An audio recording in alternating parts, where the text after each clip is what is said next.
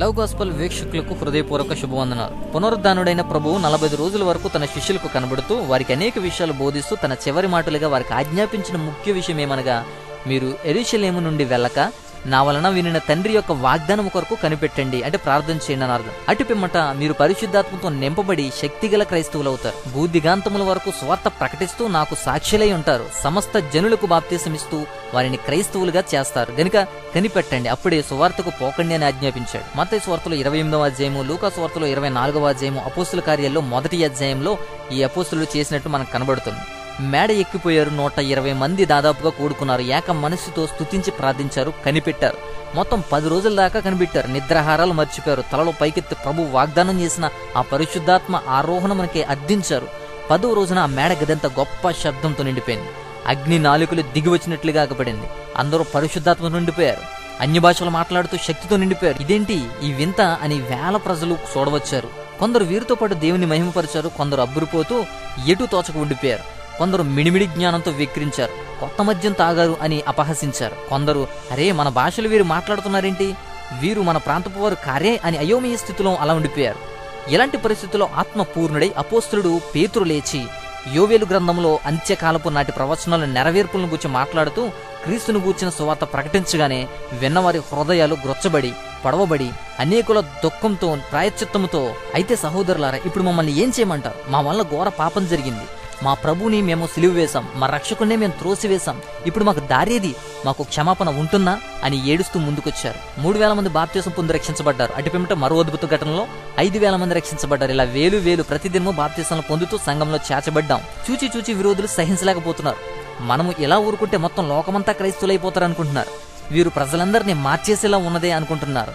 విజృంభించారు. అనేక హింసలు పెట్టారు. అనేకులను హతమార్చారు. అయినా ఇంకా శిష్యుల సంఖ్య పెరుగుతూనే ఉంది. అద్భుతాలు విస్తరిస్తూనే ఉన్నాయి. ప్రభు హస్తం వారికి తోడుగా ఉంది. పరపక్షముందున్న సౌలు లాంటి శత్రువులు మారిపోయి క్రీస్తు దాసులైపోతున్నారు. దైవ తరమని, దైవ శక్తి అని అనేక ప్రజలను భ్రమింపచేసిన భగవాన్ సీమోన్ గా పిలువబడుతున్న వాడు సహితము మారిపోయి క్రైస్తవుడైపోయాడు. ప్రజల ఆశ్చర్యానికి అంతులేదు. ఒక క్రీస్తుని చంపేస్తే ఇన్ని వేల క్రీస్తులు ఉద్భవించారేంటి అని ఎటూ తోచని స్థితిలో ఉండిపోయారు. అన్యులు కూడా రక్షించబడుతున్నారు. రక్షించబడిన ప్రతి వ్యక్తి గొప్ప సువార్తికుడిగా ప్రజ్వరిల్లి ప్రభు కాడిని మోస్తూ ప్రభువుని వెంబడిస్తూ ఆత్మల సంపాదకునిగా వర్ధిల్లుతున్నాడు. అపోస్తుల కార్యములు మనం చదువుతూ ఉంటే ఈనాడెందుకు అంతంత అద్భుతాలు జరగటం లేదు అని మనల్ని మనము ప్రశ్నించుకోక తప్పదు. 10 రోజులు ఏకపట్టుగా ఉపవాసం ఉండి ప్రార్థించి సువార్తను ప్రారంభించారు. అంతేకాదు, అడుగడిగినా ప్రార్థనలే, ప్రతి సమయంలోనూ ఉపవాసాలే. వారి ప్రార్థనలో ఒక్కోసారి భూమి కంపించేది. దోతలు దిగి వచ్చేవారు. జైలు తలుపులు తెరుచుకున్నాయి. చేతులు బేడీలు, కాళ్ళ బొండాలు విడిపోయాయి. శత్రువుల గుండెల్లో భయోందోళనలు కుమ్ముకున్నాయి. తర్వాత ఏం జరుగుతుందో, ఏం కొంప మునుగుతుందో అనే భయంతో అపోస్తలులకు ఎదురు చెప్పడానికి దమ్ము ఎవరికి సరిపోవట్లేదు. ఉపవాస ప్రార్థనలతో ప్రారంభమయ్యి అదే ప్రార్థనలతో కొనసాగుతూ ఉన్న సేవను ఆటంకపరచడానికి ఎవరికి సాధ్యం? సైనికులు వచ్చి సంఖ్యలు వేస్తే దూతలు వచ్చి వాటిని విప్పి ధైర్యపరిచి, వెళ్ళు, ఈ జీవంతో కూడిన మాటలు చెప్పు అని మరీ పంపారు. అపోస్తుల గ్రంథం 5వ అధ్యాయం 19-20 వచనాల్లో ప్రభువే స్వయంగా ప్రత్యక్షమయ్యి పౌలుతో పలికిన పలుకులు కూడా వినండి. నీవు భయపడక మాట్లాడుము, మౌనంగా ఉండకము, నేను నీకు తోడై ఉన్నాను. నీకు హాని చేయటకి నీ మీదకి ఎవడూ రాడు. ఈ పట్టణంలో నాకు బహుజనమున్నది అని అపోస్తుల కార్యాలు 18వ అధ్యాయం 9-10 వచనాలు చూడొచ్చు. ఇక అద్భుతాలకు అంతే లేదు. రోగులు స్వస్థత పొందడం, చనిపోయిన వారు కూడా బ్రతకటం, దెయ్యాలు కేకవేసి ఈ సువార్త సంగతంతా ప్రజలకు ప్రకటించి మరీ పారిపోవడం, ఇదంతా చూపరులకు అగమ్యగోచరంగా ఉంది. కానీ కళా నిజమనే భ్రమ ఆనాటి ప్రజలకు పట్టుకుంది. మాంత్రికులు మారిపోయారు, పరిస్థితులు మారిపోయారు, క్రైస్తవులైపోయారు. ఉన్నత పదవులలో ఉన్న ప్రభుత్వాధికారులు కూడా మారిపోయి క్రైస్తవులైపోయారు. ఇంత గొప్ప ప్రభావంతో క్రీస్తు వాక్యము మారుమోగిపోయింది. ఆనాటి అపోస్తులు ఆత్మదాహంతో బయలుదేరి ఆత్మ పూర్ణతో కూడిన ప్రసంగాలు చేయగా ప్రతి దినము బాప్తిసాలే, ప్రతిరోజు ప్రభురాత్రి భోజనాలే. కొద్ది సంవత్సరాల్లో ఆనాటి ఆసియా అంతటా వాక్యం ప్రకటించబడింది. ఒక సువార్తికుడు సమరయ గ్రామానికి వెళ్లి కొద్ది కాలంలోనే మొత్తం గ్రామాన్నే క్రీస్తు కొరకు మార్చేశాడు. కన్నీళ్లతో విత్తువాడు సంతోషంగా పంటను కోయను అన్న మాట ఎంతైనా సత్యం.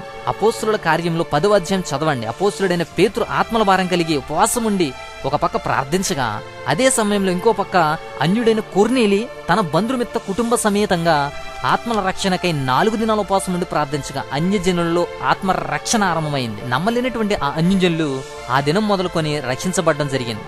సంఘము అభివృద్ధి పొందడానికి ఉపవాస ప్రార్థన ఎంత ప్రాముఖ్యమో, సంఘములలో నుండి దేవుని ఆత్మ సేవకులను ఎనుటకు కూడా ఉపవాస ప్రార్థనలు అంత ప్రాముఖ్యం. ప్రవక్తులు, బోధకులు మొత్తం సంఘమంతా ఆనాడు ఉపవాసం ఉండి ప్రార్థించగా పరిశుద్ధాత్మ పౌలును, బర్నాబాను ప్రత్యేకమైన సేవకుని కొరకు వారిని ప్రత్యేకపరచమని సంఘంతో మాట్లాడారు. అపోస్తుల కార్యాలు 13:13. ప్రభువారు చెప్పినట్లు కోత విస్తారంగా ఉన్నది, పనివారు కొద్దిమంది.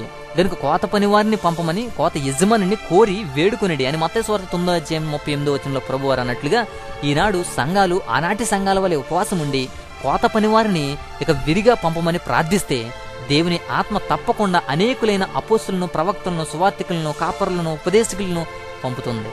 దేవుని రాజ్యము భూలోక రాజ్యములన్నిటిలో స్థాపించబడి వ్యాపించాలంటే అమోఘమైన సాధనము ఉపవాస ప్రార్థనే.